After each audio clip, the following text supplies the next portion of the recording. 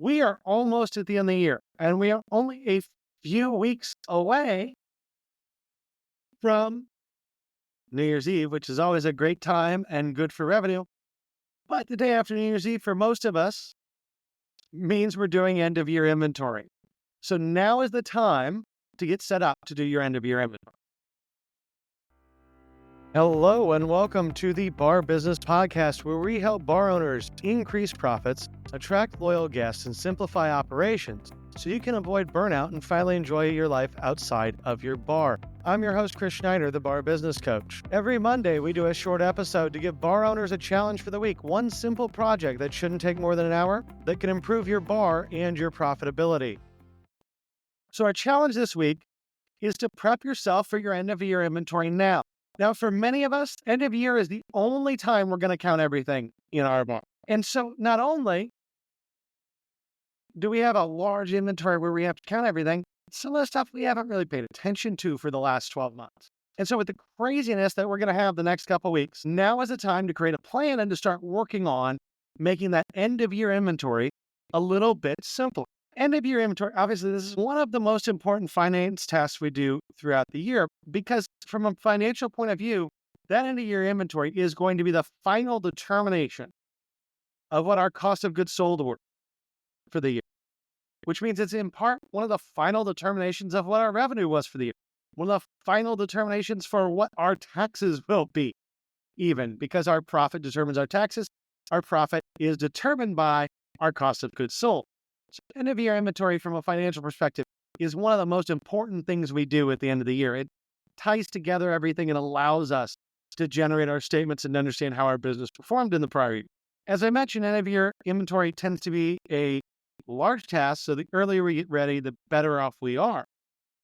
And the whole challenge this week, and our action steps are really there to give you a carefully structured way to make sure that when you get to that end of year inventory, you have the most efficient time possible doing it, because it's going to take a while and it's going to make you angry. But the more efficiently we can do it, the easier we can make it when we get there, the better that experience will be, even though it will still be terrible, probably. So what are our goals for this week's challenge? What are we trying to accomplish for our end of year inventory? We're trying to create an inventory plan. We're trying to make sure that our count is easy and efficient. And we're going to look at how we're going to order over the next few weeks in order to make that inventory as easy as we can. Understanding that we can't stop ordering altogether, but we can in the way that we order and in the way that we restock, especially when we get towards New Year's. The way that we're restocking things behind our bar can have an impact on how easy it is for us to do our inventory. So there are 4 action steps for this week. First of all, determine when and how and who is going to do your end of year inventory. Personally, I was always closed January 1st, have a giant banger, New Year's Eve, close the next day, sleep in till like 3 or 4, wake up, run back over to the bar, count stuff for a few hours, have a beer, go home. That was my New Year's Day for years. But you need to know, I normally did end of year inventory. I'd have my GM and my kitchen manager come in with me, and my assistant manager, depending on the store and what our leadership structure was there. But I would have everybody meet up and we would just count. Now, regardless of whether or not you're going to be closed January 1st, and you get to have that wonderful, kind of relaxing time to do your inventory or not, now is the time to figure out who is going to be there January 1st, when you're going to do your inventory, and how you're going to break it up. So like I said, a lot of times I'd have a number of people there. I'd have my kitchen manager there to count all the food items. I'd have my GM there, or my assistant manager, counting things in storage and behind the bar. We would break the bar up into zones or areas, and everyone would just count their area, and then we'd put it all together. It makes it quicker. It makes it easy. So determine who that's going to be and how you're going to break up the work. Your next action step is get everything organized.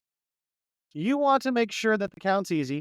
And so when I say get everything organized, I don't mean how you're counting. I mean what you're counting. A lot of bars will have things scattered around. We'll have different products stashed in different spaces. You think of something like to-go boxes that you probably haven't counted, but you probably should count for end of year inventory, they may be scattered all over your bar. So you want a plan in place, get that all organized to get everything into 1 or 2 locations, not 15, to make it easier to count. And that way you also don't skip things. One of the biggest problems people run into with inventory, it's not that they count wrong or that they're intentionally trying to steal or anything like that. It's that there's stuff stashed somewhere and they don't realize it, and then it doesn't get counted.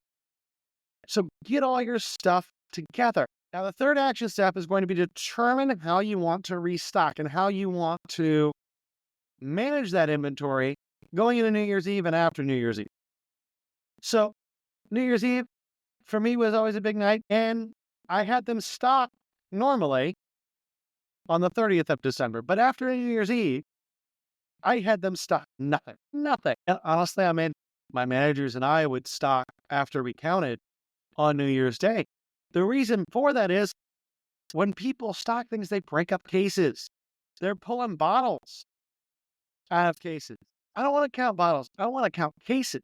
So I never had people restock New Year's Eve. Maybe that works for you, maybe it doesn't, but have some direction for your team going into New Year's Eve of, hey, here's what we want to stock.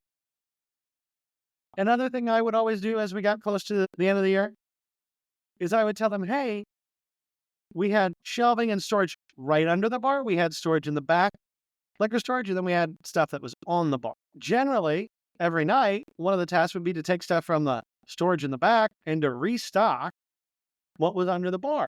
Towards New Year's Eve, we wouldn't do that. So I'd have full cases in the back, and we'd try to drain that kind of under counter storage down as much as possible, again, to make it easier for us to count. And the fourth thing you want to do is check all your count sheets. However you do your inventory, whether that's an Excel file or whatever program you're using to do your counts, make sure all the data there is complete. Make sure every item you carry is actually listed on those sheets. Because if it's not, you're going to run into a problem. You won't be able to count things. You'll be handwriting in different items in different places. And at the end of the day, that makes it hard to make sure your counts and everything are good. And it makes it hard to stay organized. So check all your count sheets and every item that you carry to make sure that matches up. And while you're doing that organization in step 2, that's a great time to also be checking those sheets. So 4 action steps, just to go over them once more. Determine how, who, and when your inventory will happen. So how is it going to be counted? Like what areas? What are you counting? Who's doing it? And what time? Literally time and date that it will happen. Get everything organized so that you have less stuff in less places. Get all your things together. Provide your staff with direction on how you want them to stock differently the last week of the year and or New Year's Eve so that it makes it easier for you and your managers to count. And check all your count sheets and make sure that they are actually accurate. That's going to wrap us up for today. To get even more out of our weekly challenge, make sure you join the Bar Business Nation Facebook group. There's a link in the show notes. I make a thread there every week so we can share our challenges and successes and improve our bars together. Until next time, have a great day, and we will talk again later.